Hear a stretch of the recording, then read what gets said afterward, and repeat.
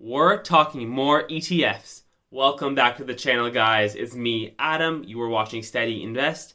So far, we've talked about my favorite Canadian ETFs, ARK Invest and their ETFs, my favorite growth ETFs, and now today we're going to be talking about my favorite value and dividend ETFs. Hit that subscribe button, smash the like button, and let's get started. All right, number one on the list, we have Vanguard Mega Cap Value ETF, ticker symbol MGV. The expense ratio is 0.07%, against $7 every $10,000 invested. As opposed to yesterday's ETFs, where we saw a lot of growth in the large, medium, and small market capitalizations, right now we're looking at value and large caps. When we look at the holdings, we see Berkshire, which is Warren Buffett's company, Johnson & Johnson, Procter & Gamble, JP Morgan, Verizon, Disney, Intel, Comcast, Pfizer, AT&T, Walmart, Abbott, Pepsi, Coca-Cola, so a lot of really recognizable names. However, they're also good value. Looking at the chart, you see consistent growth and yields a pretty decent dividend at about 2% annually. Over the past decade, you would have doubled your money. Similar to MGV, we have Vanguard's value ETF, VTV, and it's almost identical to MGV, except for it has two main differences. Number one is the expense ratio is at 0.04%, versus MGV's 0.07%. And the second main difference is the number of holdings. So on the left we have MGV, on the right we have VTV, and as we can see the top holdings are identical. Number one we have Berkshire, Johnson & Johnson, Procter & Gamble, United Health Group, JP Morgan Chase, Verizon, Walt Disney, so on and so forth. Even though the top holdings are identical, because VTV has more holdings, naturally the weighting of the top holdings are less. With MGV, Berkshire makes up 3.94%, whereas with VTV, it makes up 3.24%. Johnson & Johnson makes 3.77% of MGV, whereas with VTV, it makes up 3.11%, and the list goes on. And if we compare the charts starting at the bottom in 2009, MGV's return on investment would have given us a 240% gain, whereas VTV would have given us a 221% gain, so very similar. Next up on the list, we have another Vanguard ETF, Vanguard Dividend Appreciation ETF, ticker symbol VIG. The expense ratio is 0.06%. You can see it's a blend of both value and growth of companies that have large market caps.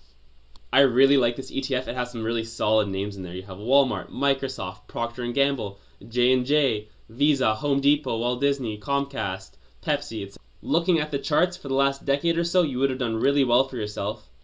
You would have been up 276%. And it yields about 1.67% of a dividend, which is nothing really that great. However, look at the growth of the equities at the same time. Again, remember, it's a blend of both dividend and growth. Next up, we have Vanguard High Dividend Yield ETF, ticker symbol VYM.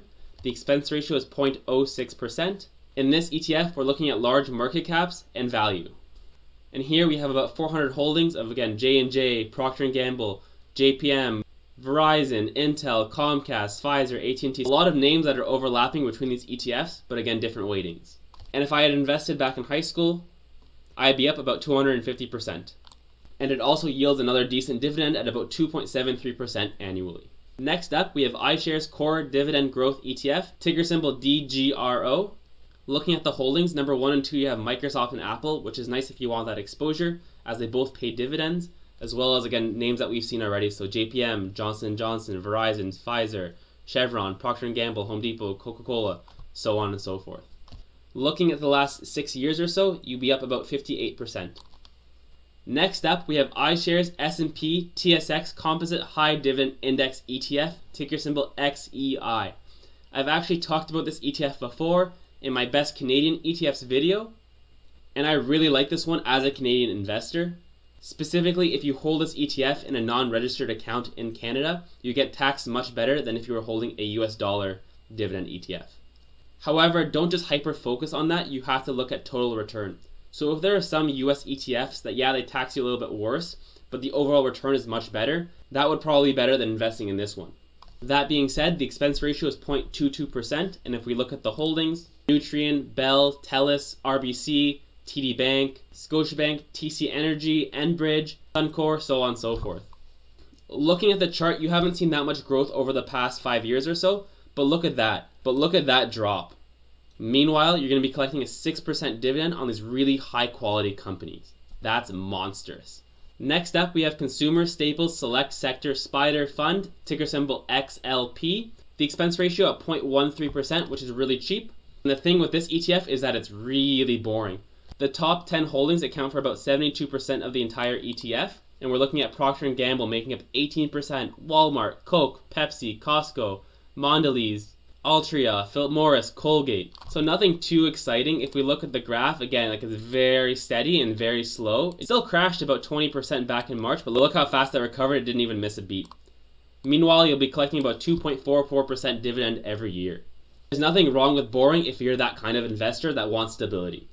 And those are my favorite dividend and value ETFs. And whether you're a growth, value, or dividend investor, ETFs can be a very valuable investment vehicle for achieving your long-term goals. Otherwise, that's the end of my video. Hopefully you got some value out of it and it pays dividends in the future. So don't forget, hit that subscribe button, smash that like button, and drop me a comment. Let me know if you're investing in any dividend or value ETFs. As well, if you're a Canadian investor and want to start trading with Wealthsimple or Questrade, use my links below and we'll both get free money. I'll see you guys in the next video.